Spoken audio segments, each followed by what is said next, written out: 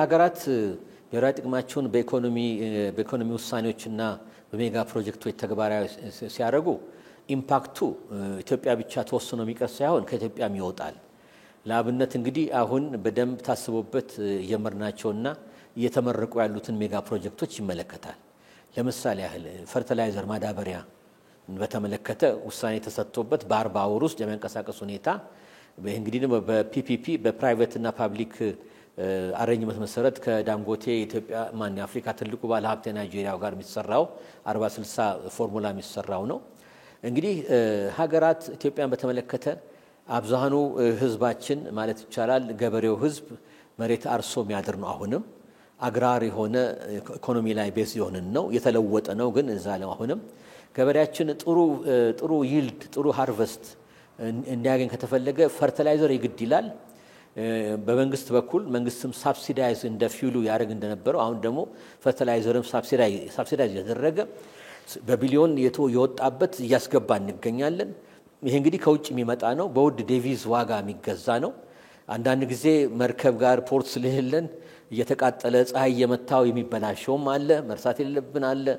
ጊዜው ያለፈበትንም አንዳንዴ በብልጣብልጥነት እየተሸጠ ከገንዘባችንም ከማዳበሪያውን ሳንሆን ተበትነ የተቀረበት ሁኔታ አለ። ስለዚህ የሀገራት ላይ ዲፔንደንት የሆነውን ያለንበትን ሁኔታ ያስቀራል ማለት ነው።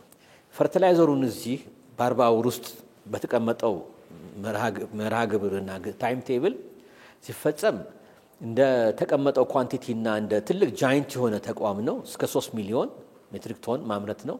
የኢትዮጵያን የፈርቲላይዘሩ ማዳበሪያ ጥማት በአመት በ2 አመት የሚያረካ ነው። ከዛ በኋላ ኢትዮጵያ በአፍሪካ አህጉር በዓለም ውስጥ ከቶፕ 10 ውስጥ ትገባለች በማምረት ደረጃ ፈርቲላይዘር።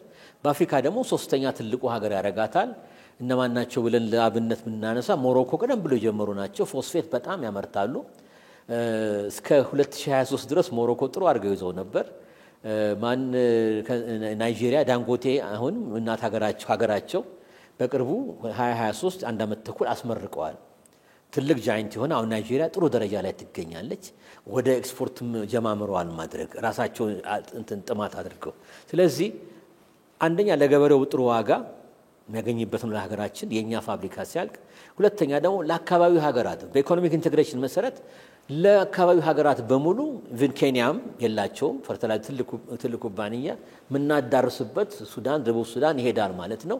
እኛን ተጠቅመን ገንዘብ አግኝተን ጎረቤቶቻችንም ደግሞ በጥሩ ጉርብትናና እንደ ጥሩ ጎረቤት እናረግበት እጄ ላይ ለማስተሳሰር ለፖለቲካው ለዲፕሎማሲው ይጠቅማል ማለት ነውና የእንትኑ ጉዳይ ማዳበሪያ ጉዳይ ይመስላል። እንግዲህ መርሳት የለብን ራሻና ዩክሬን ከዓለም አንደኛ ሁለተኛ ዊት ፕሮዲዩሰር ስንዴ አምራቾች ስንል ፈርቲላይዘራውን ራሻ አላቸው። ከዓለም ትልልቅ አምራች ሀገራት አንዱ ራሻ ነው። ሌላው ካናዳ ነው። ሌላው አሜሪካ ነው። አሜሪካ ዓለምን ትመግባለች በደም ትመግባለች።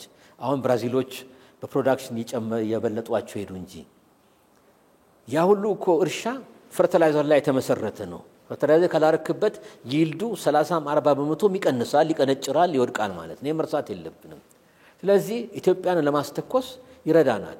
ከምን አኳያ ነው ደግሞ ፖሊሲያችን ምግብን በራስ መቻል ፉድ ሶቨርኒቲ የምግብ ሉዓላዊነት በምግብ ማንም ላይ ዲፔንድ አለማድረግ። አሁን የጀመርነው በመስመር ማረስና መትከልን በተመለከተ ውጤት ያገኘንበት በአጭር ጊዜ ውስጥ ፋኦም መስክሯል። የዓለም ዩናይትድ ኔሽን የምግብ ድርጅት አይደለም ኢትዮጵያ ቀዳሚ አምራች ስንዴ ሀገር ሆናለች በአፍሪካ። በዓለምም ጥሩ ቦታ ያገኘች እየመጣች ነው። ይሄ እንግዲህ ይታይ ህዝባችንን የምግብ አቅርቦት ድርቅ ቢመታንም ዋቴቨር ቢለንም ከሪዘርቮር ከምን እየመጣ ያካካስን እየሸጥንም ሰርፕለስ ሲገኝ ለጎረቤት ሀገራትም ያቀረበ ምንሄድበት ጉዳይ ነው። አንድ እሱ ነው። የአቪዬሽኑንም ቅድም ነክቻለሁ። እሱ ሌላ ነው። ጋዝ አለ። ሌላው ኢነርጂ ነው። ብዙ ሀገራት ነን ኦይል ፕሮዲዩሲንግ ሀገራት ኢትዮጵያን በተመለከተ የመሳሰሉ ብዙ ገንዘባቸውን የሚያወጡት በምንድነው? በኢነርጂ ነው፣ በፔትሮሊየም ነው። እሱን ወደ ማስቀረቱ እየተቃረብን ነው ማለት ነው። ተጀምሯል። እሱም ይሄን መርሳት የለብንም። ይጀምረናል፣ ይቀጥላል። ከዚህ ጋር ኢነርጂ ጋር የተያዘው ጋዝ ነው። ጋዝ ተገኝቷል። ያው ፋብሪካውን ተመርቋል። ሁለተኛው ደግሞ አስጀምረዋል አይደለም ክቡር ጠቅላይ ሚኒስትሩ። ጋዝ ስንል እንግዲህ በአየር የሚተን ስለሆነ አሁን የሚያስፈልገንና ተኩረን እየሰራን ያለነው ሊኩፋይድ ጋዝ ኤልጂ ነው የምንለው በሊኩፋይድ ጋዝ መሰረት ፎርሙን መለወጥ ነው ለምሳሌ አሁን ካታር የምትታወቀው ብዙ ሰው ኮሜንት የሚያደርገው በኦይል እና ፔትሮሊየም ነው ግን ሞር በጋዝ ከዛ በፔትሮሊየም ነው ኢንካማቸው ኢኮኖሚያቸው ተገነባው ጋዙ ሊኩፋይድ ሆኖ ያው በቴክኖሎጂ ሲቀዘቀዝ ቁጥር ወደ ሊኩዊድ እንዲለወጥ ይደረግና ያ ሊኩዊዱ ልክ እንደ ባሮል ኦፍ ኦይል የተጫነ በመርከብ ይላካል ይሸጣል በሱ አገራችን ብዙ ገቢም ልታገኝ ትችላለች አላማውም እሱ ነው ይሄ እንግዲህ ጌም ቼንጀር ምንላቸው ፕሮጀክቶች ናቸው አሁን የጠቀስኳቸው